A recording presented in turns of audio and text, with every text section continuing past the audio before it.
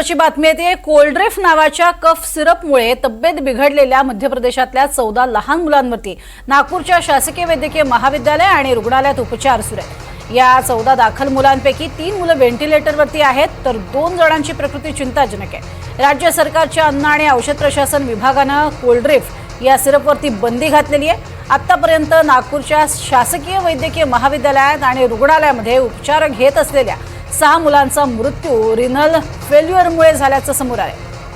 सर्व रुग्ण राज्याबाहेरचे आहेत, त्यामुळे राज्यात त्यांची नोंद ही नाहीये। अधिक माहिती घेऊयात, प्रवीण मुधोळकर आमचे प्रतिनिधी आपल्या सोबत आहेत। प्रवीण, सध्या नागपूरमध्ये महत्त्वाचे उपचार सुरू आहेत या लहानग्यांवरती, काय अधिक माहिती?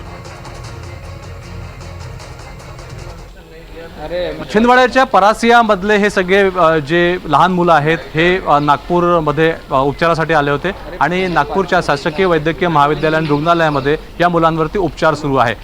13 मुलं जे आहेत ते यांच्यावर सध्या उपचार सुरू आहे आणि यापैकी 3 जण जे आहेत ते व्हेंटिलेटरवर आहे आणि यासोबतच आतापर्यंत 6 मुलांचा मृत्यू झालेला आहे।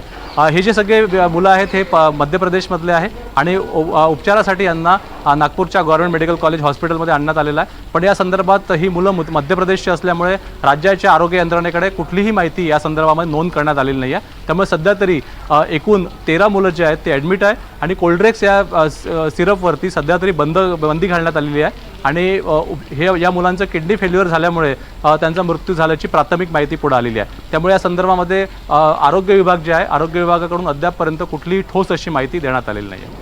नक्कीच तुर्तास धन्यवाद या संपूर्ण सविस्तर माहितीसाठी प्रवीण।